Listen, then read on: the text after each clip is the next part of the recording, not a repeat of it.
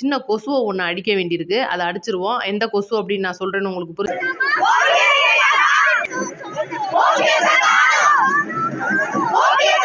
எல்லாருக்கும் வணக்கம்.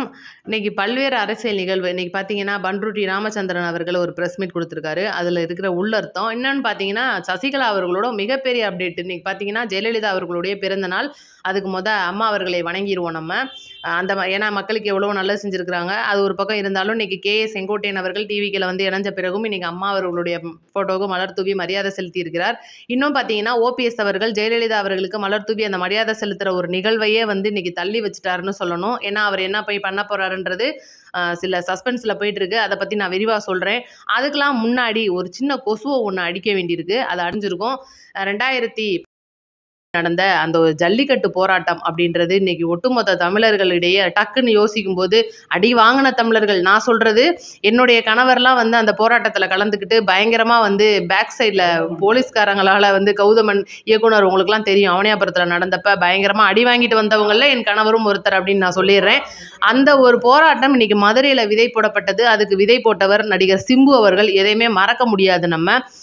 பாப்பா வந்து நேற்று ஒரு வீடியோ போட்டிருந்துருப்பாங்க போலுக்க, பயங்கரமாக காமெடி பண்ணிவிட்டாங்க. நேற்று விஜய் அவர்கள் வேலூரில் ஒரு கதை சொல்லியிருப்பார். அதாவது ஒரு காலை வந்து பயங்கரமாக ஓடியாருது, ஊரில் எல்லாரும் பயந்து போயிட்டாங்க. ஒரு சின்ன பையன் மட்டும் பைக்குள்ளே கையை விட்டுட்டு ஸ்டடியாக நின்றுட்டு இருந்தாப்புல. டக்குன்னு கையில் எடுத்து பார்க்கும்போது புல்லுக்கட்டை எடுத்து கொடுத்தோன்னே சாப்பிட்டு போயிடுச்சு அப்படின்னு. இது ஊழல்வாதிகளான அரசியல்வாதிகளுக்கும் இன்னும் தப்பு பண்ணுற அரசியல்வாதிகளுக்கும் அந்த ஒரு ஜல்லிக்கட்டு காளையாக வர்ற அந்த ஒரு பசி எடுக்கிற ஊழல் அப்படின்ற லஞ்சத்துக்குள்ளே குளிச்சிருக்கிற அந்த அரசியல்வாதிகளுக்கும் புரிஞ்சிருக்கும். அவரே சொல்லியிருப்பார்.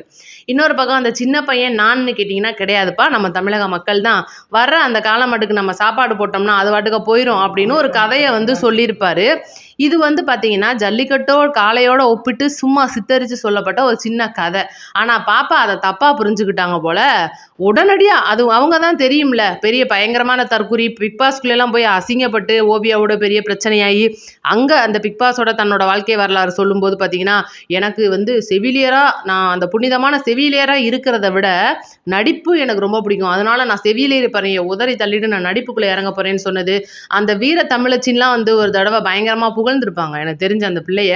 ஏன்னா ஜல்லிக்கட்டு போராட்டத்தில் மெரினால ஏகப்பட்ட பேர் கலந்துக்கிட்டு இருந்திருக்காங்க. ஆனால் இவங்களோட இந்த பிள்ளைய மட்டும் குறிப்பாக சொல்கிறாங்க அப்படின்றதுக்கு காரணம் என்னென்னா, அவங்க அம்மணி போட்ட பயங்கர நாடகம் அதெல்லாம் எங்களுக்கு தெரியும். ஏன்னா நாங்கள் இங்கே மதுரையில் பயங்கரமாக போராட்டத்தில் ஈடுபட்டு கிட்டத்தட்ட ஒரு 3-4 நாள் வந்து தமுக்கத்திலே படுத்தே கிடந்தோம்னு சொல்லலாம். ஏன்னா அவ்வளோ பெரிய போராட்டத்தில் எங்களுக்கும் பங்கு இருக்குது. இன்னைக்கு பாப்பா சொல்கிறது அப்படின்றது காரணம் என்னன்னு, அந்த வீர தமிழச்சிக்கு காரணம் நான் சொல்லிடுறேன். ஒரு பார்த்தீங்கன்னா ஒரு 2-3 நாள் வந்து பாப்பாவை காணோம்.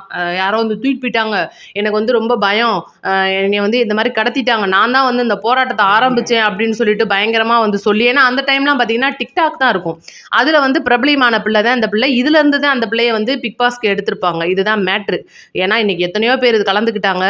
பாப்பா வந்து சொல்லியிருக்கு, இன்றைக்கி எங்களாலலாம் முடியாதுனே, இன்னி ஜல்லிக்கட்டுக்கு போராடுறதுக்கு எங்கள்கிட்ட தெம்புத்திராணிலாம் இல்லைனே, நான் 50ஓட போயிடட்டும் 500 ஆக்கிதான் உன் வாயில வசம்ப வச்சு தேய்க்க. அதுக்கு தான் நான் பதில் சொல்ல வந்திருக்கேன்.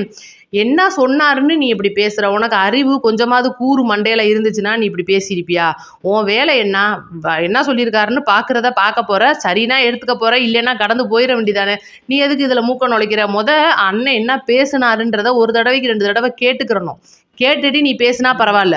பின்னாடி ஸ்க்ரீனே முடியல உன் டிவியில், அதுக்குள்ளேயே நீ வந்து வீடியோ போட்டுட்டு நானே பிடுங்குறேன்ட்டு ஆர்வக்கோளாறு. பிக் பாஸ்லேருந்தே உனக்கு ஆர்வக்கோளாறு. ஓவியாவோட சண்டை முடிக்கிருவ, ஒரு இன்னைக்கு ஒன்று பேசுனேன்னா நாளைக்கு ஒன்று பேசுவேன். உடனே வீட்டில் உட்காந்து நாங்கள் டிவியில் பார்த்துக்கிட்டு தானே இருந்தோம். அம்புட்டு நீ என்னென்ன கலகம் பண்ணுவேன்றது எங்களுக்கு தெரியும். அப்புறம் அல்டிமேட்டுக்குள்ளே போனேன், அங்கே வந்து அப்படியே நடிப்பாக உல்ட்டாவாக்குனேன், கடைசி வரைக்கும் வந்த எல்லாத்தையும் பார்த்துட்டு தானே உட்காந்துருக்குறோம். அதை விட்டுப்புட்டு உன் வேலை என்ன? உனக்கு இது தேவையான வேலையா? உன் வேலை என்ன? நாடகத்தில் நடிக்க போறியா? இல்லை படம் உத்தமின்னு ஒரு படம் நடித்த கருமம், அந்த கன்றாவியை பார்க்கவே முடியல. போய் தோலை, அது ஓம் பஞ்சாயத்து. இந்த பஞ்சாயத்துக்குள்ளெல்லாம் நீ வரக்கூடாது. ஏன்னா நாங்கள் பெரிய பெரிய யானை, சிங்கம், புலியெல்லாம் அடிச்சுக்கிட்டு இருக்கோம். இந்த கொசுவெல்லாம் வந்து எங்களுக்கு டென்ஷன் கொடுக்கக்கூடாது, ஓரமாக போயிரு. முடிஞ்சு போச்சா? இப்போ அந்த நிறைய நம்மளோட சப்ஸ்கிரைபர் வந்து நிறைய பேர் கேட்டுகிட்டே இருந்தீங்க, இந்த பிள்ளைக்கு ஏதாவது சொல்லி விடுங்கக்கா அப்படின்னு சொல்லிட்டேன் நான். அடுத்து பார்த்தீங்கன்னா நம்ம கூட்டணி விஷயத்தை பற்றி பேசுவோம். இன்றைக்கி பார்த்தீங்கன்னா பண்ருட்டி ராமச்சந்திரன் அவர்கள் ஒரு ப்ரெஸ் மீட்டில் சொல்லியிருப்பார். நிருபர் கேட்ட கேள்வி என்னன்னு கேட்டிங்கன்னா, இப்போ நீங்கள் வந்து ஜனநாயகன் படத்தில் விஜய் அவர்களுக்கு எதிர்ப்பாக நிறையா மத்திய அரசுலேருந்து கிளம்பி வருது. சிபிஐயும் பார்த்தீங்கன்னா மத்திய அரசுலேருந்து அதாவது மேலிடத்துலேருந்து விஜய் அவர்களுக்கு எதிராக இருக்கிற மாதிரி இருக்குது, நீங்கள் என்ன சொல்ல வரீங்கன்னு கேட்கும்போது அவர் தெளிவாக சொல்லியிருப்பார், எங்களுடைய ஆதரவை நீங்கள் விஜய்க்காக எடுத்துக்கிட்டாலும் சரி, இல்லை எங்களுடைய எதிர்ப்பை நீங்கள் மத்திய அரசுக்காக எடுத்துக்கிட்டாலும் சரி, வரப்போகிற சட்டமன்ற தேர்வில் நான் விஜய்க்கு ஆதரவு தெரிவிக்கிறேன்ற ஒரு வார்த்தை சொல்லியிருப்பார். இது பார்த்தீங்கன்னா கூட்டணி போய் சேர போகிறாங்களா, அவரோட சின்னத்தில் நிற்க போகிறாங்களா அப்படின்னு கேட்டிங்கன்னா கிடையவே கிடையாதான். அதையும் அவரே சொல்லியிருக்காரு, நாங்கள் வந்து சுயேட்சை மாதிரி தான் நிற்கிறோம், இதுக்கு எங்களுக்கு எந்த சம்மந்தம் கிடையாது, இன்னும் கொஞ்சம் நல்ல நான் அறிவிப்பு விடுறேன்னு. இது எதுக்கு நம்ம பேசுகிறோன்னு கேட்டிங்கன்னா, இந்த பண்ருட்டி ராமச்சந்திரன் அப்படின்றவர் எம்ஜிஆரோட தீவிர பற்றாளர், எல்லாருக்குமே தெரியும். ஊடால கொஞ்ச நாள் பார்த்தீங்கன்னா தேமுதிக விஜயகாந்த் அவர்களுடைய விசுவாசியாக மாறி ஒரு பசுந்தோல் பொருத்திய புலியாக இருந்து திடீர்னு பார்த்தீங்கன்னா ஜெயிச்ச உடனே மறுபடியும் ஏடிஎம்க்கு போன ஒரு பச்சோந்தி அப்படின்னு சொல்லலாம். இந்த பச்சோந்தி டிவிகேக்கு வருது அப்படின்னா இன்னைக்கு வயசாயிருச்சுன்றதுக்காக நம்ம யாரையும்லாம் நம்ப முடியாது. கண்டிப்பாக இது தமிழக வெற்றி கழகத்துக்கு ஒரு பின்னடைவாக அமைஞ்சிரும். இவங்க எப்போ வேணாலும் ஜெயிச்சோ தன்னோட இருக்கிற ஆட்களையோ கூட்டிட்டு போறதுக்கான வாய்ப்புகள் இருக்கு. இது கண்டிப்பா டிவிகேவுக்கு மைனஸ். 2வது பார்த்தீங்கன்னா சசிகலா அவர்கள் இன்னைக்கு வந்து புதிய கட்சி கொடியெல்லாம் அறிமுகப்படுத்தி நம்ம ராமநாதபுரத்துல பயங்கரமாக ஒரு மாநாடெல்லாம் போடுறதுக்கு ஏற்பாடு பண்ணியிருக்காங்க. அதுக்கு முன்னாடி மெரினாக்கு போய் ஜெயலலிதா அம்மாவை வணங்கிட்டு கண்ணீர்லாம் விட்டுட்டு வந்து இங்கே வந்து ஒரு மதுரையில் வந்து இறங்கி இப்போ தான் மாநாட்டு திடலுக்கு கிளம்பி போயிட்டுருக்காங்க. நம்ம பேசிகிட்டு இருக்க நேரம் போயிடுவாங்கன்னு நினைக்கிறேன்.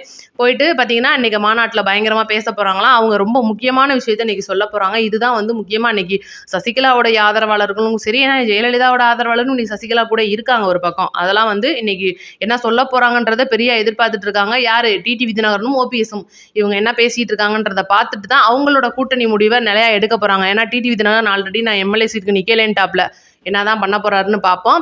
ரொம்ப முக்கியமான விஷயம், திமுகவோட அந்த காங்கிரஸ் கூட்டணி நிலையா நிற்கிறாங்களாம். எங்களுக்கு 30 சீட்டு வேணும்னாலே வேணும்.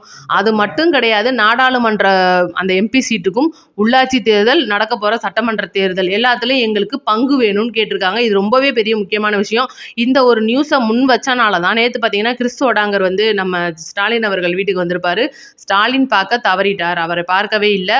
ரொம்ப முக்கியமாக நம்ம இவர் கனிமொழி மட்டும்தான் போயிட்டு சோடாங்கரோட பேசியிருக்காங்க. 2 பேரும் பேசி முடிச்சதுல முடிவு இன்னும் எட்டப்படலை. இன்னும் வந்து பார்த்தீங்கன்னா இழுபறியில் இருக்குது. ஏன்னா காங்கிரஸோட கூட்டணி பேச்சை முடிக்காமல் தேமுதிகவோட சீட்டுக்கும் சரி, இங்கிட்ட சிபிஎம், ஐயுஎம்எல் நம்ம இந்திய முஸ்லீம் லீக் இவங்களுக்கு, அப்புறம் பார்த்தீங்கன்னா நம்ம திருமாவளவன் இவங்களுக்கான சீட்டை வந்து பேசுறதுன்றது ரொம்ப பெரிய கஷ்டமாக இருக்குது. இன்றைக்கி திமுகவோட முதுகில் பயங்கர சுமைகள் ஏறி நிற்கிது.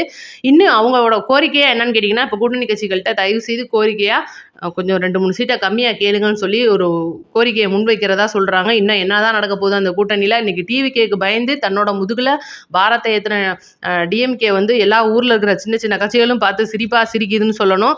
இன்னும் முக்கியமான விஷயமா நம்ம பேச போகிறது, தமிழக வெற்றி கழகத்து கூட இணைய போகிற அந்த ஒரு பெரிய கட்சி யார்? இன்னமும் கூட கேஎஸ் அவர்களும் சரி, நாஞ்சில் சம்பத் அவர்களும் சரி, நம்ம ராஜ்மோகன் அண்ணனே சரி ட்விஸ்ட் வச்சுக்கிட்டே இருக்காங்க. இன்னும் அடுத்து இப்போ 1ஆம் தேதி பார்த்தீங்கன்னா வேட்பாளர் பட்டியல் அப்படின்றது ஒன்று வருது. விஜய் அவர்கள் கையில் அந்த பட்டியல் ரெடியாக இருக்குன்னு சொல்கிறாங்க. யாரோட பேர் வருதுன்றது, நம்ம ஊருக்கு யார் வருதுன்றது, அவங்கவுங்க ஊரில் இருக்கிறவங்களுக்கு யார் வர்றாங்கன்றதை நான் உங்களுக்கு தெளிவாக சொல்லிடுவேன். ரொம்ப முக்கியமாக இன்றைக்கி பார்த்தீங்கன்னா இறுதி வேட்பாளர் பட்டியல் நேற்று மதியானத்துக்கு மேலே நம்ம எலெக்ஷன் கமிஷன் வெளியே விட்டுருக்காங்க. தயவு செய்து புது வாக்காளர்கள் சரி, அந்த பழைய வாக்காளர்களே வந்து இந்த 2009 அந்த ஒரு காலகட்டம் சொல்லுவாங்க பார்த்தீங்களா, அதுக்கு முன்னாடி இருந்தவங்க பின்னாடி இருந்தவங்க எல்லாரும் டீட்டெயில்டாக போய் ஆதார் சேவை மையத்தில் அவங்களோட பேர் இருக்கா என்னன்றதை தெளிவாக தெரிஞ்சுக்கோங்க. இது கூட சில ஆப்கள் எல்லாம் பார்க்கலான்றாங்க, அதையும் பார்த்துருங்க. அதை விட ரொம்ப முக்கியமாக வருந்தத்தக்க விஷயமா இன்றைக்கி பார்த்தீங்கன்னா ராமநாதபுரத்தில் ஒரு பள்ளி வேணும்னுக்கு வந்து 30 பிள்ளைங்க வந்து கொஞ்சம் ஏதோ ஆக்சிடென்ட் மாதிரி சொல்கிறாங்க. அந்த பிள்ளைங்க நல்லபடியாக வீட்டுக்கு வரணும்னு சொல்லிட்டு நம்ம கடவுளை வேண்டிக்குவோம்.